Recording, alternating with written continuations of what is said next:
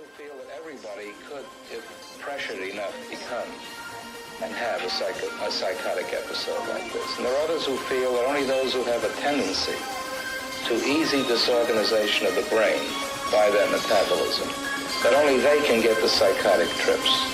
Because certainly when we analyze the underlying strife or conflicts that go on in a schizophrenic when they have recovered enough, that we find not too different a set of circumstances than what we find in the neurotic.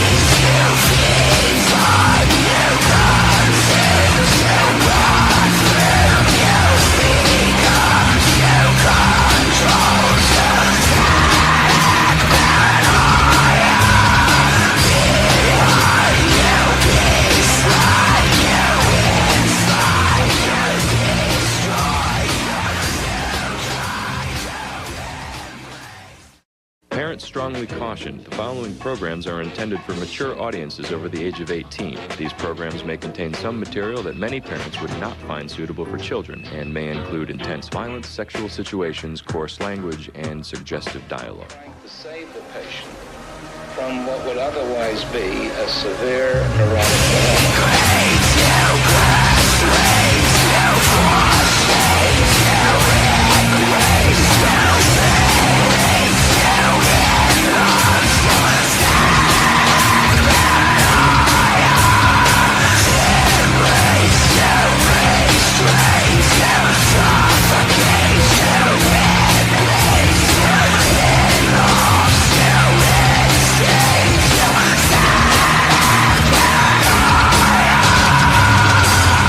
The patient that you saw me walking with demonstrates on the 8th day after admission the continuing presence of a catatonic panic.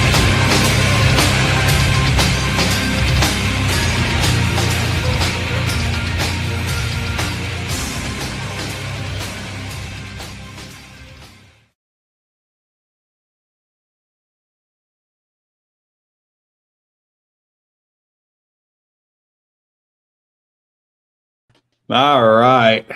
Oh shit. What day is it? I fucking forgot. God damn it. Wednesday. Hey, all right. Happy Wednesday. Wednesday. Another night of sound injection. We're here with David from MAES. How you doing, brother?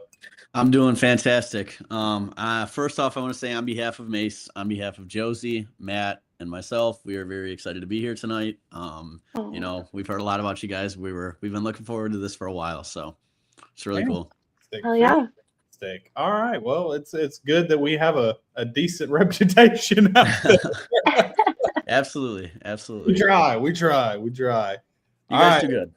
So the person I'm gonna pick on tonight. No, it's not you, Meg. I'm gonna pick on CB tonight. All right. So when you're going to a show, what is a pet peeve of yours? Oh, so pet peeve for mine going to the show? Yeah. It is a good question. My biggest thing is like just when it comes to going to shows, any kind of dealing with like a scheduling, booking, anything like that, it's got to be the time management. Like when you're getting there, like everything has to be like, my thing is as musicians, you know, we have stuff we got to do as well. And, you know, especially for shows, it's like, we're stressing of the show, if it's a big show, even if it's a small show. So like when we're there and if we get to a show or if we get to any venue or anything like that, and they're like, hey, load in, be at 4:30 and you're there and it's 5:15 and you're just standing around. It's like, dude, there's a lot of stuff like that. That's probably timely stuff like that is probably my biggest pet peeve. Otherwise it's not really anything. There's nothing that really sets me off. It's usually on show day. It's just like, you're excited. I'm ready to go. You know what I mean? I can't wait to get in front of people to play. You know, right? I'm an asshole. Yeah. I'm like, fucking, this shit is an asshole. What? I am. Like, fucking have your shit ready. Have those fucking drums ready. Have them on your fucking shit. Like, have your drums at least set up to the point where you're just fucking putting it up there, go, because everybody knows about the goddamn drummers. Oh, listen, I'm a drummer, so I am the drummer, so I get it. I'm the prima donna. Like, have your shit ready to fucking go. Have it set to the side. Get on and off that fucking stage. Like you're supposed to. Like, don't be I get you around. No, yeah, I get you. I get you 100%. That's my big thing. Don't get trashed before the fucking show. Oh yeah. True. Yep. Now you want to get fucking trashed after the show's over?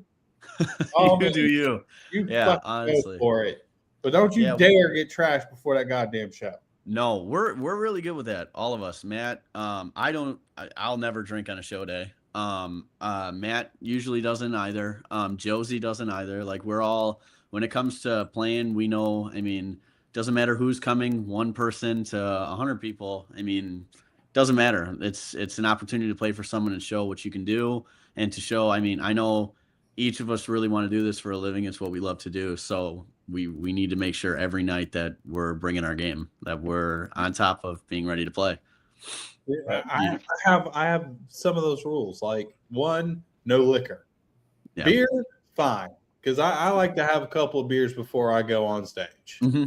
Liquor, that's a no-go. That's a big, bad no-no. Smoking pot before you go on, big, bad fucking no-no.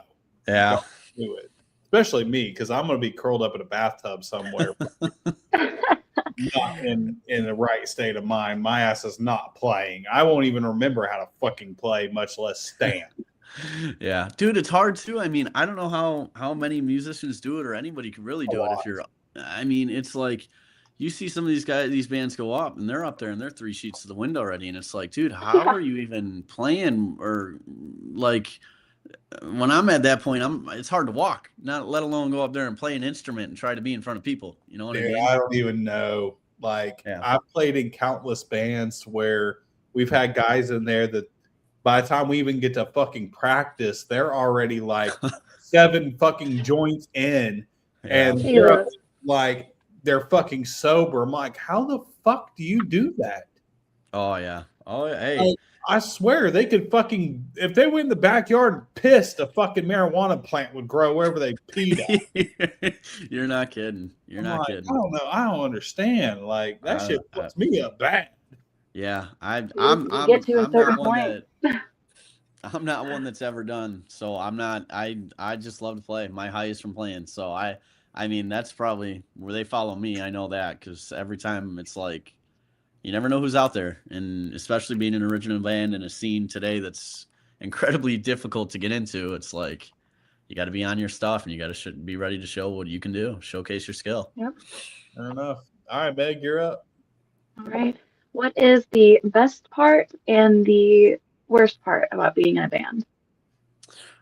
So the best part, 100%. I'll tell you what, it's definitely being in an original band, seeing your music impact other people, seeing people singing back to you. Like I never realized it hearing songs on the radio, listening to Metallica, Pantera. I mean, I was a big Godsmack fan, Korn, Disturbed, any of it. Like I'd go and sing their songs and think, oh, nothing of it. But then like being, a composer of the music, it's like hearing actual people give you feedback on what you've created and what you've poured your heart into is the best part about it, without a doubt. And seeing people sing your songs back is still, to this day, we're almost a year on the band. It's the craziest thing. And then you said the worst part too. I'll tell you what. The worst part is breaking down your equipment at the end of the night. That's the worst thing. I knew it was going to be equipment related. Number one, you don't want to get off the stage because if it's a hot night, it's like, dude, you're loving every moment. Everybody's feeling it. It's awesome. But then having to break your gear down after playing is like, oh, dude, you're tired. You're like, what the heck? It's like, oh, that's the worst part. And getting home late, oh, no way. Hate it. I don't really mind the getting home late, but like the having to break everything down because not only is it like you have to get your shit off the stage and get it loaded back in, then you're sitting at the merch table. Then when the night's over, you got to bring merch and you got to pack all that fucking back up. You're packing trailers and everything you can to get your stuff home, and it's like, right, and you got to do that shit fucking twice. What up, Justin? Yeah. So it's fucking nonstop. So on that, during your time of playing shows, what is the worst thing that has ever happened to you at a show? Oh, okay. I knew this was coming. So I haven't asked this in a while. So. All right. So here's the thing. I'm going to throw some disclaimers before anything. We love this venue. This venue we will always go back to and play. It was just an odd night. It was a situation that I get it. I understand. So we were playing in a big festival around here. I'm not going to name any names. I'm not going to say anything just for the sake of, because we love the venue. We love the owner. We love everything he does for the community. We go and we play, and it's a big festival, multi-band bill. So there were 3 outside stages, 2 inside stages. The whole place is like crazy. We were put on an inside stage, and we were the headlining act. So it was a Friday night, and I remember they were like, oh, there's a chance of rain. We'll have to do whatever with the other bands. We don't know, but as long as you guys start and get up there on stage and start playing, everything will be okay. So we're like, okay. So I'll never forget it. We get on stage, and there's probably this festival. There's probably 1,000 people in this venue, and it's this big horseshoe kind of venue. We're on TVs all over the place because some people can't get to the stage, so they have us playing through the whole venue. We're on stage probably 6 songs in, and we're like, dude, this is the coolest thing ever. Like, this is loaded. It's one of our first big shows, and we're like, this is awesome. We get to about the 8th song, and I look, and I just see Josie, our lead guitarist and singer, and he turns around and gives me this look like he just saw Casper shit on the center of the room. Like, I was like, what just happened? And I'm looking at him like, what? And I see this dude walk up on stage, and I'm like, I didn't meet the owner. I didn't meet anybody there. So I'm like, what's going on? The guy comes up, and he goes, all right, you guys are done. And I'm like, what do you mean we're done? So we play, like, we were just playing, like, we were playing Ain't Talking About Love by Van Halen. We're playing harder stuff, like in the sense of when it comes to 80s rock and all that. So we're playing that. I mean, we were doing a Godsmack cover of Rocky Mountain Way. We had Crazy Train in the list. We were doing Walk Later in the Night by Pantera. So we're like, okay, this guy comes up and he's like, you guys are done. And I'm like, what do you mean? He's like, oh, well, the band outside is a Creedence Clearwater tribute, and we paid more money for them. We're going to have them jump on stage and finish their set. And I was like, okay, well, we're going to have to break down and do all that. And he goes, no, they're going to use all your equipment. Oh, no. Oh, no. So me as the drummer, I'm like, what? You know what I mean? I'm like, nah, I'll go home. It's all good. It's not going to happen like that. Well, he's like, no, please. It's a mix-up that happened. Like, I didn't mean it, none of this. And I was like, okay, well, I understand that. And then he's like, you guys are going to end the night, and, we'll take care of you. We'll do all this. So I was like, okay, I get it. He's a good guy. I get it. So there was a lot of chaos going on. Well, I'm out there, and for me, it's chaotic and the craziest, worst experience, because I'm sitting and I'm pissed that I just got off stage, and I look up and I'm seeing this other guy just ripping my drums off of my kit, changing it to how he wants to. And I'm like, and I look over and I'm like, this ain't happening. And then the guitarist goes over and he plugs in. So Josie's got a 5150 amp. He's got a Van Halen amp, and he spent, money on this amp, and he's got all his pedals. This dude goes over and he's like, yeah, I'm not using any of this. Starts unplugging his pedal board in random spots and changing his amp settings. I'm like, oh my gosh. God. Dude, it was like a nightmare.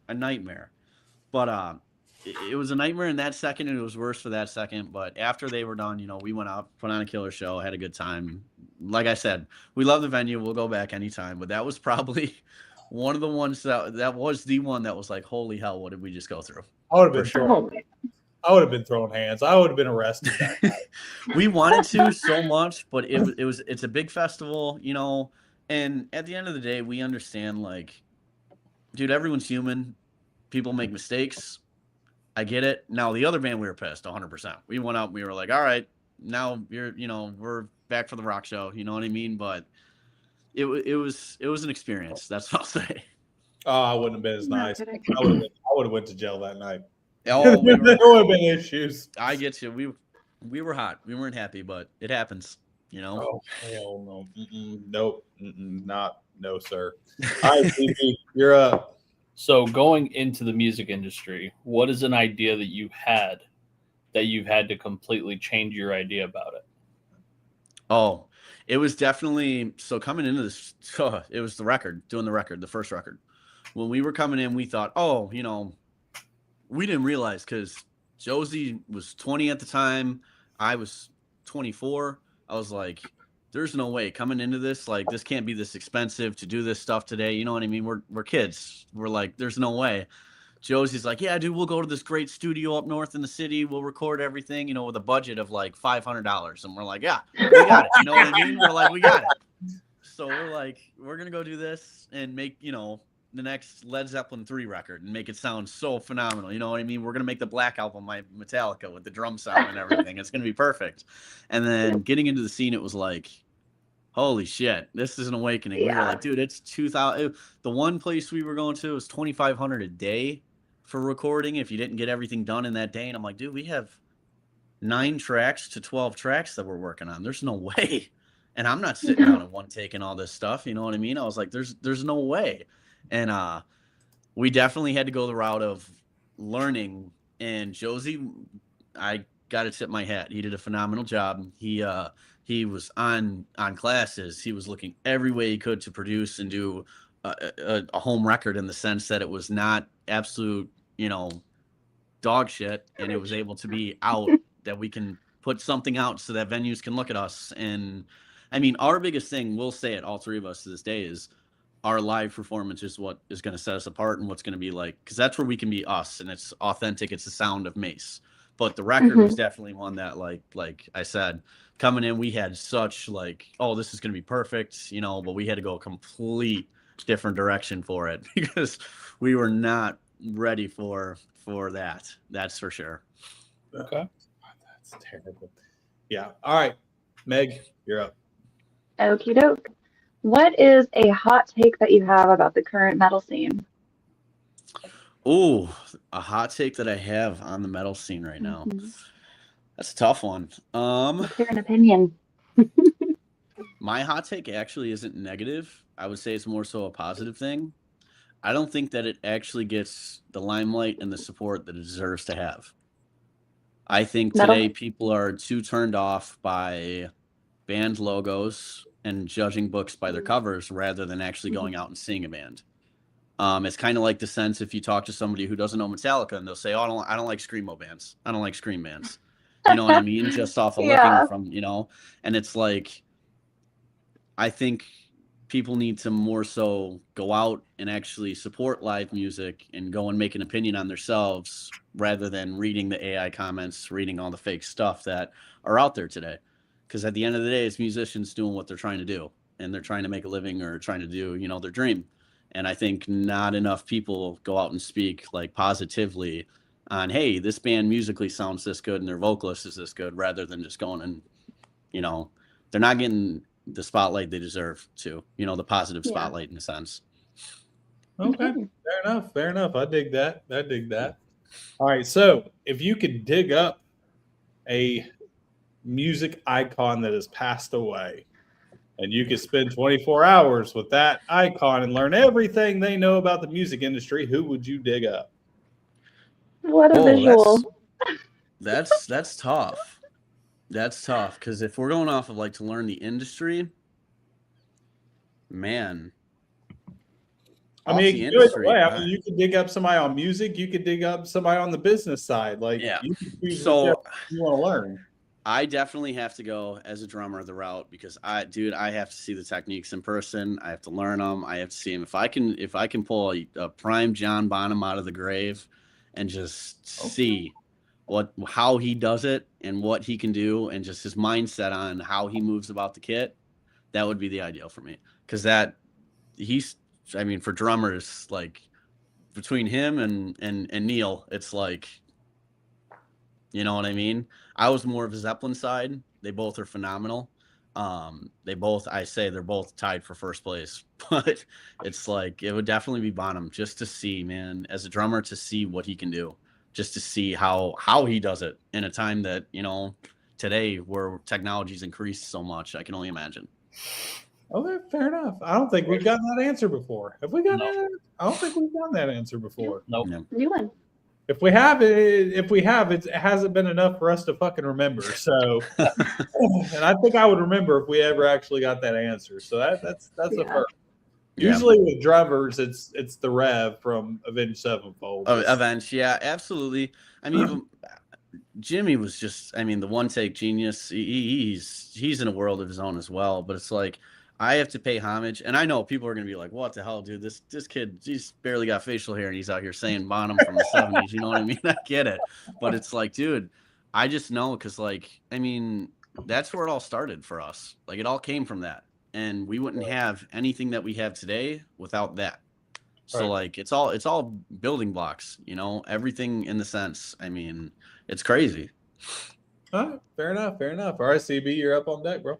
So with AI getting more attention and musicians using their tools to kind of help themselves out, what's your opinion on that? Do you think it should be used? Do you think it should be used only as a help, or what's your opinion? So my thing is this. When it comes to the creativity, I definitely do believe AI has a hinder on creativity for a lot of people. Now, for those on a budget and are looking for promos, for artwork, stuff like that, that can't go out and afford, because like I said, we spoke earlier on just the price today, and I can tell you, being, you know, a young 20-year-old coming up trying to do everything, once you see these price tags, you're shitting the sheets. It's like, what is going on? And I could see AI being used in the sense of like, okay, artwork, you know, if it's a budget kind of thing. But if you're well established and you're moving to the point, it's like you have a following, I don't see a necessary need for it. I mean, it's a tough subject. That's a really tough one, I know, because I have mixed feelings on it. I've personally, for promos, we used AI before, because it's like, okay, if the venue's not going to put out money for the promo, I mean, for us though, AI is not really too much, because we have our logo that we made, and it's like AI will just kind of basically do like just put everything together kind of deal, you know what I mean? Basically a Photoshop, put the logos on the paper with the date, you know, and it just takes the time away from that. Like if it's something simple and nothing to the extent of like, I mean, I know this one was controversial, I know, but like I went and saw Avenged Sevenfold at with System of a Down in Chicago at Soldier Field, and dude, they're well established. It's awesome, and they used AI on. They have, I forget which song it is. It's their one from, I think it's Black Ops 3, the Call of Duty. They have, and they played it for the first time because the creator was there, and they used AI for the zombies, and it was like them on a zombies map, and I thought it was cool doing something like that. You know what I mean? Huh. Like when you incorporate it in a sense like that, rather than from like trying to sell off of it. I think that's kind of the line for me. Okay. Fair enough. I can agree with all that pretty much. Pretty much. I mean, you know, I've got so many different opinions of AI, and we've had different opinions on AI, and I've kind of come to the stance that if you're using it as a tool, as in the form of like art, because like yes, it takes away from the artist, but unfortunately you got artists that are charging, you know, $2,000 for a fucking album cover. Bands don't have $2,000 to pay you for an album cover. I'm sorry, it's just not feasible. So unless you're willing to drop your prices for some of this artwork, they're going to continue to use AI. That's all there is to it, you know. And then you got guys that are, you know, editing and creating music videos. Well, hell, it's, you know, $10,000 plus. Well, most of these bands don't have $10,000 to create a music video, but you still need a music video to, you know, support your songs. And absolutely, you know, look at your YouTube channel, and this is a day and age of social media, so you constantly have to create content. Well, does everybody have thousands and thousands of dollars to spend every single week on new content and on somebody to help them make content? No. It's not financially feasible. Yeah. So for me, with AI for that, I think it's a useful tool. Yep. That's just my take on it. But I know a lot of people will still argue, and they'll die on that fucking hill over it. But it's well, I know we get it. I hear it all the time. The only ones that are sitting there saying no, go to an artist. Well, those are the guys that can afford it. Yeah. You know, and all these other smaller local and regional bands are like, well, what about us? We can't afford that. Yeah. Right. So what are we supposed to do? Just suffer and not gain any traction because we can't afford this stuff? Yeah. Right. So, Meg, you're up. It's my turn. What is your most memorable fan interaction? Oh man. Okay. So I think this one's definitely for the band. We've never had something kind of like this happen. Now, I mean, always we love when we get to see the youth, the younger ones come into the shows and just, the kiddos. I mean, I know personally, all of us, we go out of our way to give a guitar pick or a drumstick to one of the little ones on the right on the front fence. It's always that. That's a close second to it though. We had a woman we played a show for, and she was doing a door deal, and she was doing it for us, and it was at Top Fuel Saloon. I won't say her name, but it was at a Top Fuel Saloon, which is kind of like a Live Nation kind of venue kind of deal with 100.7 Q Rock in Illinois. And I remember meeting her before the show, and she came up and she's like, oh, and she's like, I'm so and so, and she goes, but I'm the door whore. And we were like, what? And she's like, I'm the door whore. And we were like, what does that mean? And she's like, I'm the one who's going to be collecting at the door tonight. And we're like, oh, okay. Awesome. It's nice to meet you, the whole deal.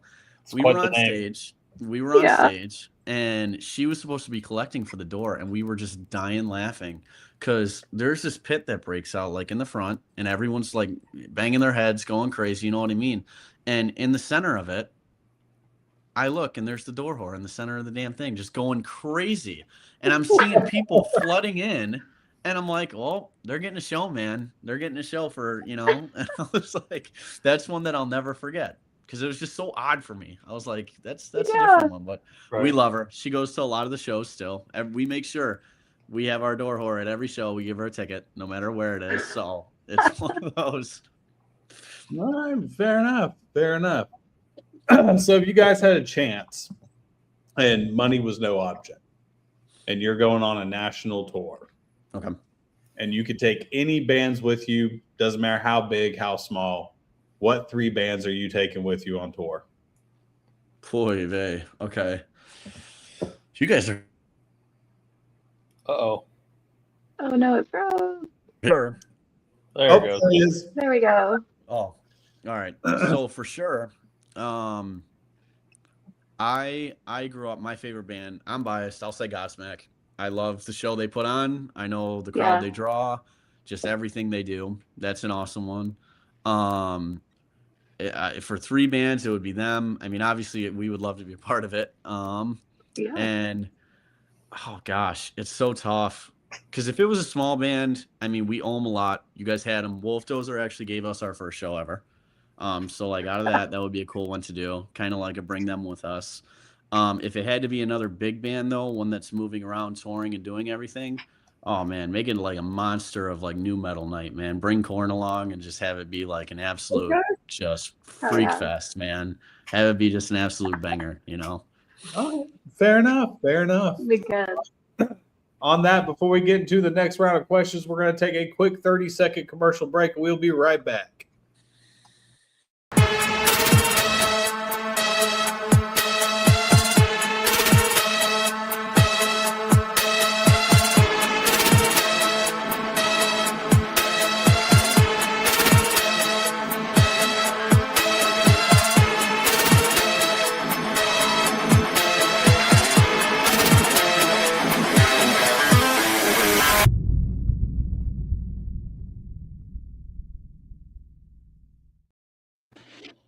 All right, and we are back. So, CB, you're up. All right. So, are you a Star Wars person or a Star Trek person? Without a question, Star Wars. I'll answer that one quicker than life. Yes. Without a question, Star Wars. I think Anakin Skywalker is the coolest character ever. Darth Vader is the greatest villain you'll ever see on a screen, I think. Thank you. All right. He can come on show anytime he wants. Absolutely.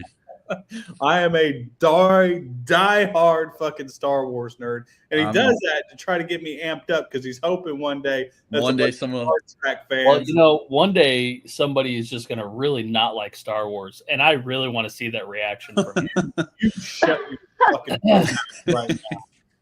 Listen, I Star Wars has been a part of my life all the time. I mean, one of the first movies I got to watch with my father, and it definitely was one. I mean, I remember watching with him A New Hope when I was young and being like, dude, this is the coolest thing ever. And now I watch it, I'm like, dude, it's corny, but I love it. It's that part of my heart that's like, oh, I mean, there's no better movie out of all of them. I don't think there's a better movie.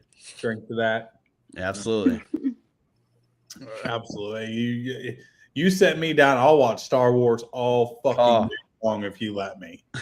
I made my girlfriend.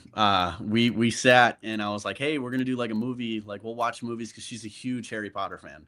I was like, okay, I'll watch Harry Potter, but we're gonna watch my movies first. And she was like, okay. I made her watch in order, one through all of them, 8 or 9 or whatever it is. And I was like, dude.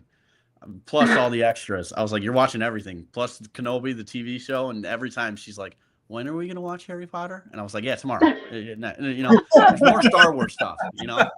To be about a week later. I even watched the animated series. Oh, like, dude, I love the animated series. Absolutely. Fucking Clone Wars, Bad Batch. Like, yes, absolutely. Absolutely.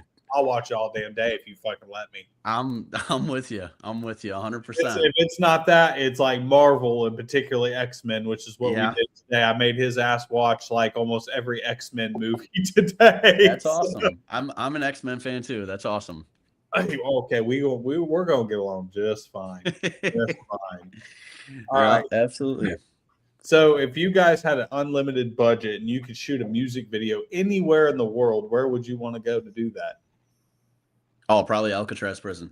I think it's such a cool place. That was quick. I think it's a sick place.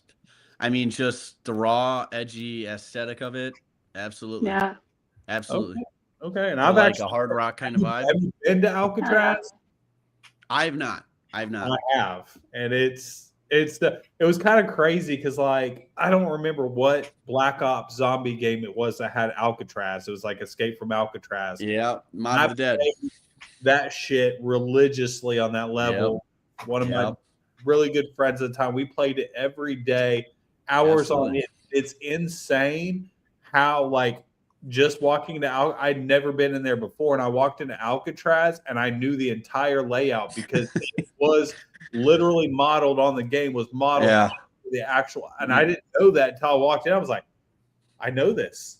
You're like, dude, the warden's office is right over there. Yeah. Holy shit! They actually modeled the whole game's modeled off of actual. Okay, all right. Yeah. No, I didn't know it was gonna be that goddamn accurate, and I was like, holy shit!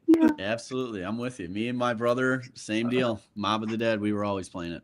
You ever always to actually go to Alcatraz? Go because it's a lot of fun, and it's absolutely. Really cool. Oh, I'd love to see it. Really cool. Love to see it. All right, CB, you're up. All right. So if you could give advice to new bands, new members who want to join bands, what would be that advice that you would give them? 100%. No matter what, just keep plugging along. If it's your passion and you love to do it, close your eyes and your ears to everything that's going to surround you. You know, take what you can out of it, but look at everything day by day in a progressive standpoint where as long as you're productive moving forward, there is no moving backwards. And if you look at it like that, no matter what, you will be able to accomplish stuff that you never dreamed of. I mean, I can tell you firsthand every day. I mean, from being not in a band to trying to make one and create one and move forward in a scene that is so unforgiving and is so brutal to try and get into. As long as you keep your head straight and follow that, follow true to yourself, knowing like, hey, I want to do this. What did I do today that's positive that I didn't do yesterday? What took me in the direction that's going to get me there? Because there are a million things that you could sit and say negative about what you're doing or what's wrong. But every time, if you could just sit and say one thing positive, it'll outweigh it. It always will. Because it's like, hey, I gained 1 follower on Facebook today. That's better than gaining none. You know what I mean? You're one step closer.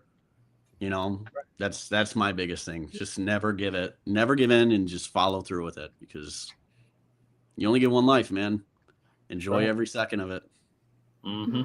Fair enough. All right, Meg, you're up. What is a mistake that you made early on in your career that ended up being something that it taught you something huge? Oh, that one's easy. In the music scene, not everyone's your friend. Not everyone's your friend.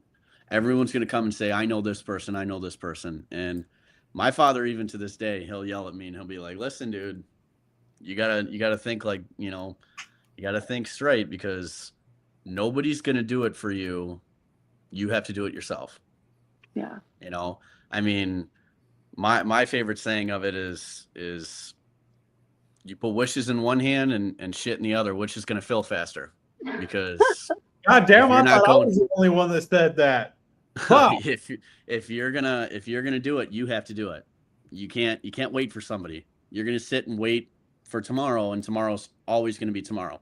There's no today. Then you have to get off your ass and work for it. Right. It's like anything in life, music or not.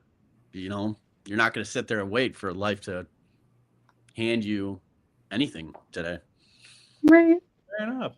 So, what was that quintessential moment in your life that you decided that you wanted to be a musician? Was it a band, family member? Like, what was that one moment you're like, oh shit, this is what I want to do? So for me, I was always an athlete, and I played basketball, and I thought my dream was to go and play in college and play sports. And I sat down. My dad taught me how to play drums at a young age. I was like 9 maybe 8 or 9 when he first, we had him in the basement. Just go down, hit him as hard as you can, kind of deal. When I started realizing like sports, the world, like it wasn't cut out for me in sports and moving forward, and I didn't know emotionally how to take everything, because it was just a dream of mine. And I would come, and I don't know how, it was like, I don't know what it was, but something, the universe pushed me the direction to sit on the throne. And I would come downstairs and I would sit on the throne, and everything would go mute. Not just the problems of not being able to go somewhere in sports, but the problems of everything in my life would go mute. It was like everything, I don't know if you guys have seen like the videos on Facebook or the reels or stuff, where like it'll be people and you'll hear like a crowded room and everything's like so loud, and then they'll like sit down or do something and it just go quiet. And it's like mute, and it's like you're at your spot, you're at your home. That's what I feel every time I can sit on a drum kit, anytime I can get behind a drum kit. It's the only place that felt real and everything connected. Like the universe was okay, and getting to play in front of people just stoked the fire even more. It was like, holy crap, this is what I want to do. This is what I'm meant to do. It feels like it's not what I want to do. It's like, this is the place that I feel I belong. Like it's the only place I'm comfortable to be, rather than sitting in an office, working in, construction or doing, union work or anything like that. I mean, it was like, this is the place that the world feels okay. Like I'm going to be okay here. Like this is just something's calling to me. Yep. No, fair enough. All right, CB, you're up, bro. So do you believe in the supernatural, and do you have a story to go with it? Supernatural? Like ghosts and stuff? Yeah. 100%. 100%. Do you have a story you want to share? So when I first moved to the house that we are in now, we were staying at a family member's house. And I remember they were like, oh, well, they said that someone passed in the house before when we bought the house. And there's been sightings and stuff, ghost stuff. Well, dude, in the middle of summer, when you're in a house that doesn't have the best air conditioning, and you feel something like ice cold go across your face, and you get up and you think you see shadows, or like light bulbs just randomly pop and go out and stuff like that, you're like, Wow. What the hell is going on in this house? And I'm like, listen, science, no science, whatever the hell you want to explain to me, no shot in hell. No way. There's something going on, man. There's something going on. There's something happening here. Yeah, no way. Well, fair enough. I love that question. All right, Meg, you're up. What song of yours means the most to you personally, and why? So I'm going to speak as a band for this one, because there is one song on this record that just, for meaning and depth standpoint, I think it's unmatched, and it's one that is actually kind of, you would say it's the oddball of the record, but not really the oddball. It fits with us, but it's like different. So we have a song on the record called Schizo, and it is deep in our hearts. We wrote it. Josie, our guitarist and lead singer, his father, It's not my story to tell, so I'm not going to give too much, but his father has schizophrenia, and he has gone through a lot growing up with his father and his whole story in general. And when we started the band, that was one that he came to me. He's like, hey, I wrote this for my dad years and years ago, and I just want you to hear it and see. And for me, I was like, okay. He played it, and he was like, I know we're a hard rock band and we're going for this, but this is it. So he played it, and I was like, dude, there's no way we can pass on this. Like, there's no way. Like, Zeppelin had their Stairway. Nothing Else Matters was from Metallica. I was like, that's it for us. And the meaning behind this song just, it's unbelievable. The amount of weight that song carries. And I know for a fact, because I'm not even related to him, but Josie's dad does come to some shows, and it's awesome when he does. And I love getting to see Josie play with his dad, and, and to see him, and getting to see his dad watch his son, watch Josie perform that song when he's singing to him is just, even being in the band, it's like, it's something that you chokes you up. You're not ready for, in a sense. And Yeah. it's the coolest thing. It's one of the coolest ones. 100%. It definitely has that meaning. I love that. I dig it. All right. So in all your times of playing, what is the worst food that you've had to endure playing a show? Okay. So I like to try and stay away from fast foods. Good idea. But very good idea. Sometimes you can't. And I'll never forget, man. I was like, oh. So we went up to, and this wasn't even fast food, but this was a chain restaurant. We were playing a venue. I remember we went to an Applebee's before the show. Oh, no. Oh, dude.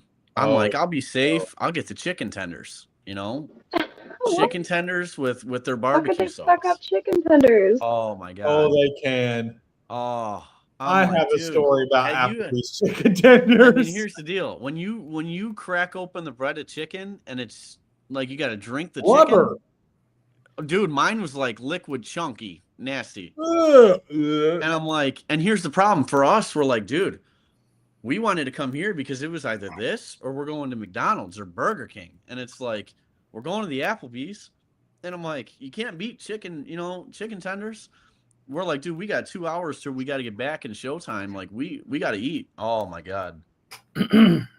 I mean, that was the worst. That one had me messed up.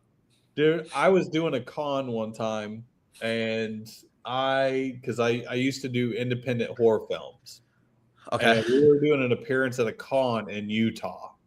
It was the night before the con, and we decided we were hungry, and so we were going to go because there was an Applebee's right across the street from the fucking hotel that we were staying at. Like, it's easy. We're just going to walk over there. That way, if we want to drink, we could sit there and drink. We don't have to worry about home. Yeah. Right. Literally across the street. Yeah. So we go over there, and I bite in this chicken tender. And it's squeaking as I'm eating through it. And there's this like white, milky goo coming out from underneath the crust. And I was just like, fucking done. Dude, I never ate at Applebee's again. Ever. Have I ever ate at Applebee's again? Never. Nope. You can't fucking pay me enough to eat at Applebee's. If I'm going, I'm getting something different, a burger or something, or wings, or maybe not the chicken, but I'm doing something different. Maybe the chips and salsa at that point.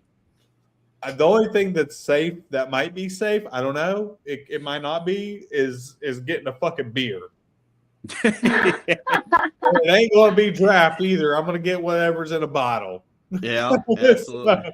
That's absolutely. It. Yep. I ain't doing anything else at fucking Applebee's because I don't fucking hell no. Nope. Yeah. Nope. Absolutely not. All right, CB, you're up, brother. All right. So if you could be sponsored by anybody, who would it be? Oh, man. Man, that's crazy. Man, I've never really thought. You guys got good questions. I've never really thought of that. A good one. I mean, I'd have to say, it's what is it? All Within My Hands. The Metallica, the foundation that they have. I mean, anything when it comes to, I mean, it would be any, from my standpoint, like I said, you got to kind of look at stuff from a business and like side of everything as well, because just how you can produce and move forward in a sense of having that help behind you when you have that, you know, that sponsorship. And when it comes to the biggest of the big, you know, Metallica is the biggest of the big. It's Metallica, and having their company, you know, to back you, you're doing something right, you know. And it's such a big foundation and company. It's like, Okay. All right. Fair enough. All right, Meg, you're up. What do you like to do post show to kind of help decompress? oh, post show.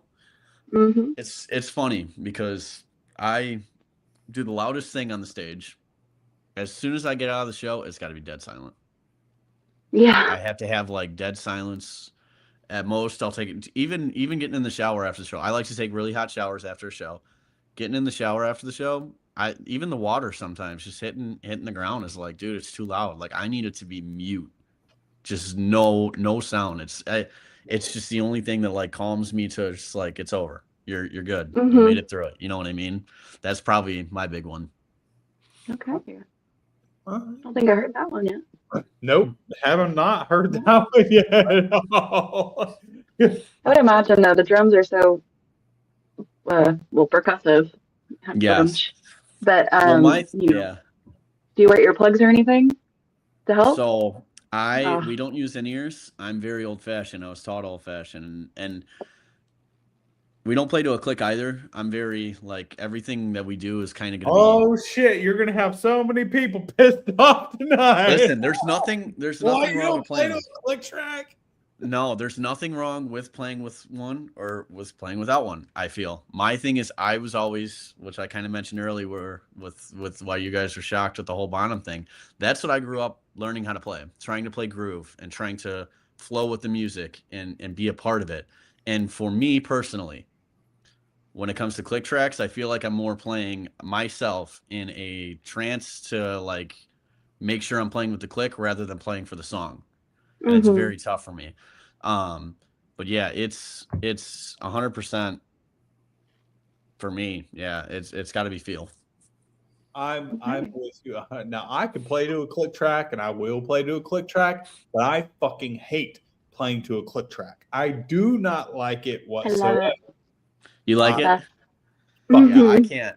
I'm old fashioned. Give me a monitor that's gonna blow my left eardrum out and let me I've never been able to, like, the venues always have such a hard time with their monitors for me to be able to hear myself, and that's so important because I'm a vocalist, and so like I gotta be able to hear what's like the really fine stuff. And so with the in-ears, it just gives me that security. And you get to choose too. That's the nicest thing as well. I mean, I've used in-ears before. Definitely moving forward, it is something that, like, the bigger the venue, I feel it's kind of a necessity to have the in-ears, because once you start hearing the delay of what's out in front of you and just like that like it's weird for me because we do some double bass stuff, and the bigger venues you will hear it echoing out way out, and it's like, all right, this is throwing me off. I definitely need in-ears. So I it's something definitely for me I will do in the future, but right now, I mean, what we're doing and the clubs we've been playing, it's been a lot of the at most 1,000 to 5,000 people in the club venue, you know, kind of deal. I just you throw that big ass box to my left, give me that wedge and blow my left eardrum out. You know what I mean? It's like everything will be all right after that. Yeah, I don't mind having, if you can, as long as I can hear everybody clearly. Yeah, I'm good. Even if that's playing everybody else in my inner ear to where I can hear everybody else playing, as far as like the guitarists and stuff, I'm good. But I just don't like hearing that stupid fucking click track the whole goddamn time. It drives me nuts. I can't do it. And if I have to do it, I don't want that fucking mechanical fucking beep, beep, beep, boom. Yeah. No, you better change that and make it sound like it's like a fucking snare tap. Yeah. Then I can kind of get away, like it doesn't bother me as bad. But if I hear that stupid fucking beeping noise, Hell no. I do Dude, not my eyes would do that cross. shit. I'm with you. My eyes would be crossing halfway through the damn song. I wouldn't be able to do it. I can't focus. I I'm can't. like, I feel like you're trying to focus so much on the fucking click track that you forget everything else that you're doing. No, But absolutely. Absolutely. I'm with you. Everybody in the band, it's kind of like you said, like I could feel it. Like I could feel everybody else. I can hear everybody else. As long as I can hear everybody clear, I know what I'm supposed to do. No, and you're absolutely right. With everybody. That's, I mean, with MAES, with us, I mean, I know Josie will say the same thing. Josie and I, it's like how you guys were talking before the show, like how you guys just have that musical connection. It's like, dude, it's crazy because Josie and I, like, dude, it's just the same deal. And a lot of the stuff, like him, I know perfectly. Like, I can't tell you how many times we've been not talked and we've sat in a room and we'll be like, okay, this is the part, this is the riff, this is this. And we'll both, he's a guitarist and he kind of knows a little bit of drums. But dude, he'll sit across from me and we'll both and do like a roll, the exact same thing. And we'll look at each other and we're like, what the fuck?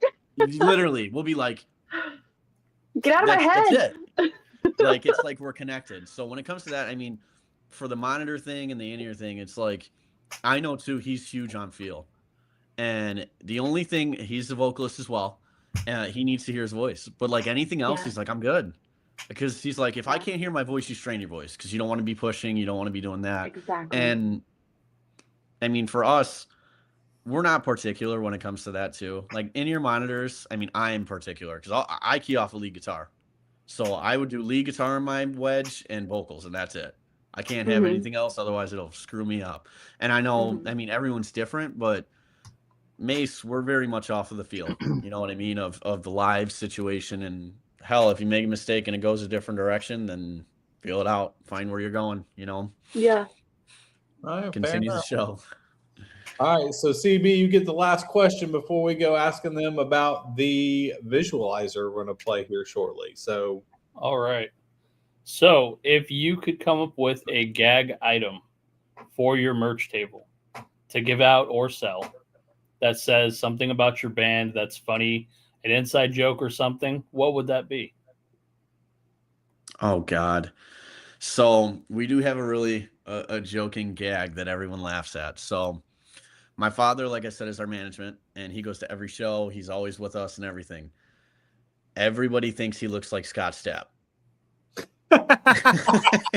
So if we had a gag thing, dude, if we could get like a little AI thing of him on stage with like the Creed background banner and all that and sell it as a little like postcard kind of deal, would be the funniest shit ever.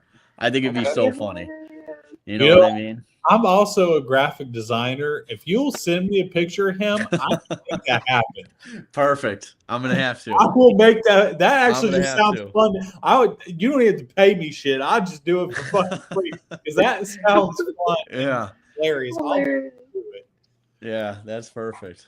All right, so we have a visualizer that we're because we always play a song at the end. So I actually put together a visualizer for you guys. So we actually got the song Deceiver.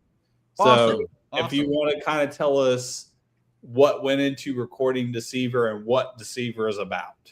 Absolutely. Actually, this is crazy you picked Deceiver because that's actually one that I wrote guitar and drums for. And it's crazy. I play a little bit.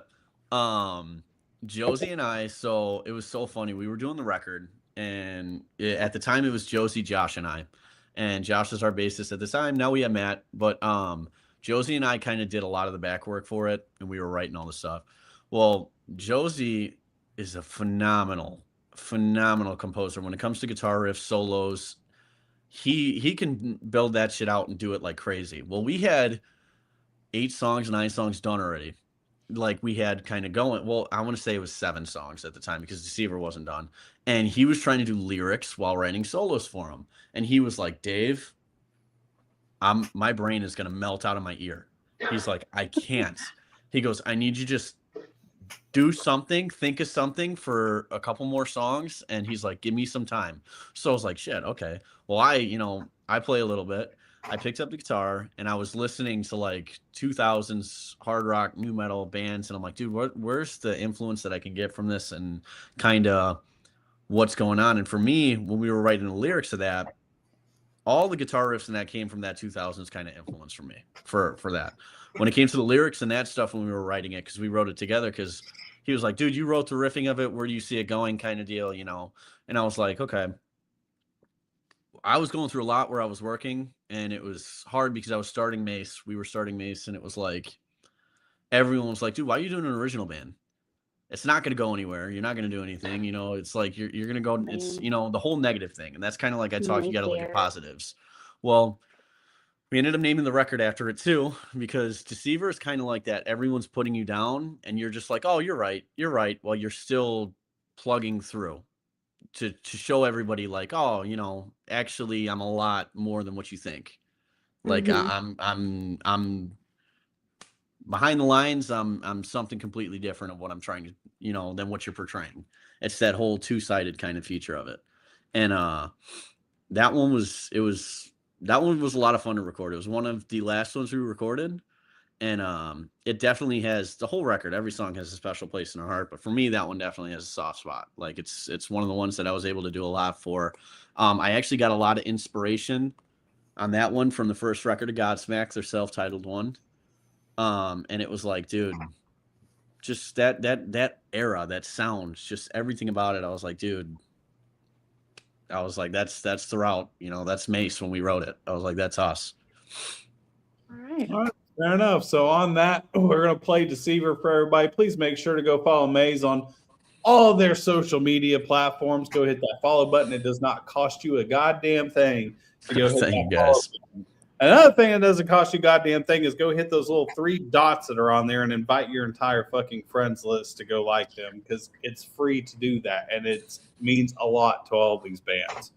So on that, David, you stay put. We're going to play Deceiver. We love you guys. We will see you again. I don't know when. Friday. I don't know. Fuck. I don't know. I have no idea. Anyways, love you guys. Good night. Thank you, guys.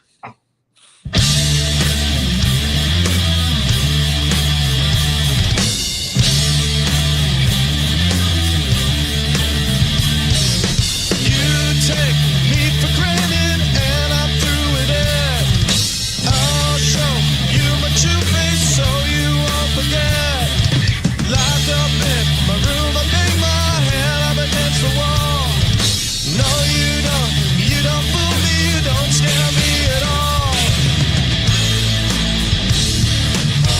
I'm in a world of living hell, and the secrets he can't tell.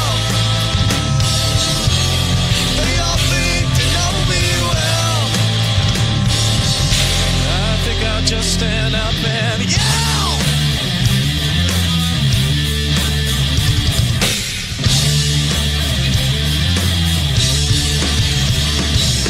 You laugh in my face, but I'll show your regret. You think that it's over, but I'm not finished yet. The fire is burning a hole in your chest. You can't take the rest.